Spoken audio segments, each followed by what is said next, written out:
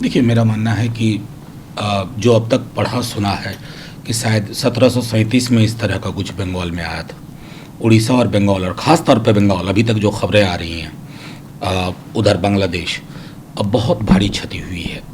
मैंने अपने खुद के दोस्तों से बात की और वो बता रहे हैं कि ऐसा ऐसा नज़ारा हमने देखा नहीं था। चीज़ें लगभग गई हैं। मैं तो इतना आग्रह करूंगा माननीय प्रधानमंत्री जी और उनकी टीम से, फौरी तौर पे इसे राष्ट्रीय आपदा घोषित करते हुए तमाम वो कदम उठाए जाएं जिससे लोगों को राहत हो।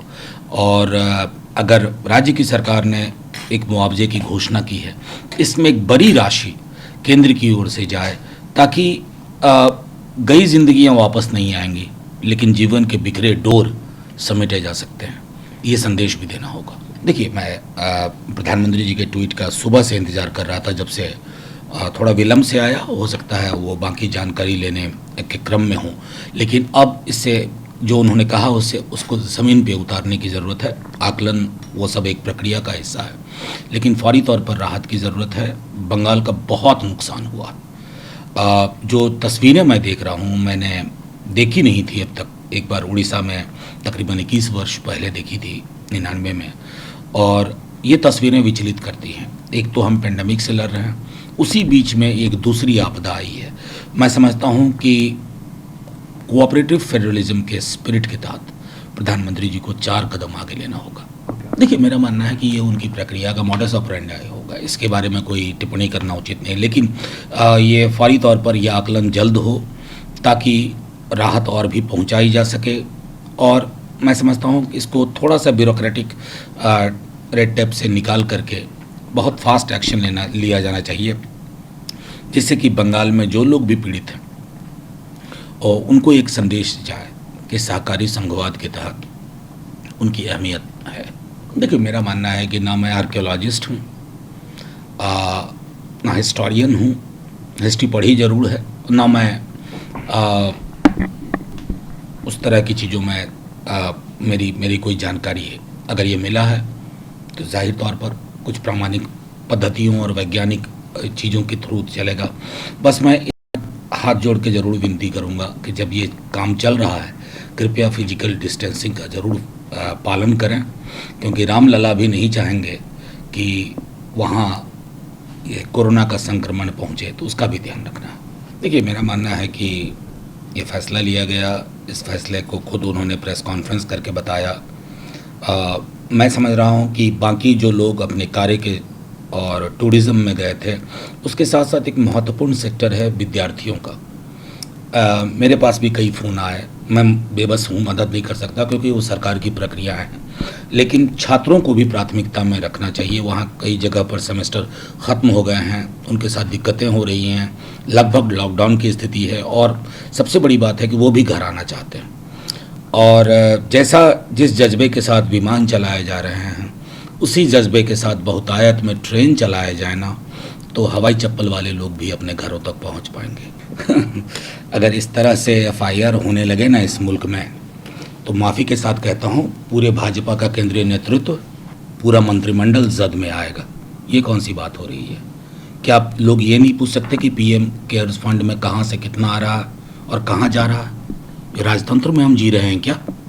अगर मैं इनकम टैक्स भरता हूँ और एक एक चीज़ का हिसाब देता हूँ, तो वही हिसाब हर पब्लिक फिगर से, हर पब्लिक जो हमारा वो फंड है, उसके बारे में नहीं होना चाहिए क्या? ये कौन सा नया गैर पारदर्शी भारत बना रहे हैं? और किसी ने अगर सवाल पूछ लिया तो उस पार्टी के मुखिया को, जिस पार्टी का ये हैंडल है, अगर ये चले ना, तो हमने तो बीजेपी के कई बड़े नेताओं को इस तरह के हैंडल को प्रमोट करते देखा है जैसे समाज में घृणा और हिंसा के अलावा कुछ नहीं फैला है। फिर बात बहुत दूर तक जानी चाहिए ना, यहीं सोनिया जी पे क्यों रुके? कि मैं समझ रहा हूँ कि बहुत सारी चीज़ें आज मैं कहना चाहता था। राजीव जी प्रधानमंत्री थे, हम लोग ग्रेजुएशन के छात्र थे, हमने कुछ कानून नए आए तो उसका विरोध किया, गिरफ्तारी हुई, लेकिन हम में से किसी पर भी देशद्रोह की धाराएं नहीं लगाई गई। तो वो वक्त दौर था, वक्त बड़ा बदल गया। न्याय स्कीम जो है, वो स्कीम ये समझने की ज़रूरत है, ये कैश ट्रांसफ़र की स्कीम है। आप सबलीकरण कर रहे हैं। अभी जो मैंने पूरी राहत का जो तथाकथित राहत का पैकेज देखा है, उसके बारे में मैं तो कहूँ तो वो चेक पे लिखा हुआ एक ऐसा अमाउंट है जो फ्यूचर डेट पे जा करके एनकैश होगा अगर बैंक दुरुस्त रहे। मैं सीधी सी बात कहूँ, अब पीयूष गोयल जी हमारे रेलवे मंत्री पूर्णतः राजनीतिक बयानबाजी पे आ गए। रेल केंद्र का विषय है, छोड़िए ना, राज्य नहीं मांग रहा है ना, आप पहुंचाने की जद शुरू के कवायद शुरू करिए। और मैं तो जानता हूं, आप कई रेलवे के अधिकारियों से मेरी बात हुई है, आप कहते हैं 200 ट्रेनें चलेंगी, सिस्टम में वो फीड होना है कौन सी ट्रेनें चलेंगी, आप रात के 12 बजे निर्णय करते हो कि ये 200 ट्रेनें चलेंगी। पीआरएस सिस्टम पूरा का पूरा उनके इसमें कैसे जाएगा? रेलवे के अधिकारी भी बहुत परेशान है आपकी कार्यशैली से। इसको पॉलिटिकल इंस्ट्रूमेंट मत बनाइए। आपकी दिलचस्पी अगर प्रवासी मजदूरों को उनके घर तक पहुंचाने की है तो राज्य को आप कह सकते हैं हम ये ट्रेन भेज रहे हैं या चला रहे हैं। अमूमन जब हम पहले ट्रेन चलाते थे, क्या राज्यों से पूछते थे कि आपके यहाँ से कितने लोग आना चाहते हैं या यहाँ से कितने लोग उन राज्यों में जाना चाहते हैं? ना, इतनी समझ तो हमें भी है नहीं। मैं तो सिर्फ इतना जानना चाहता हूँ, नेपाल, मैं बिहार से आता हूँ, मिथिला का एक बड़ा इलाका बॉर्डर शेयर करता, हमारे यहाँ शादी ब्याह नेपाल और इंडिया में होते हैं, बिहार में। हमने इतना पुराना मित्र क्यों खो दिया?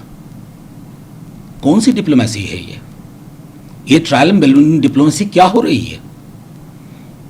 आज जो हालात पैदा हुए हैं उसके लिए अकाउंटेबिलिटी भी फिक्स होनी चाहिए। ऐसा क्यों हो रहा है?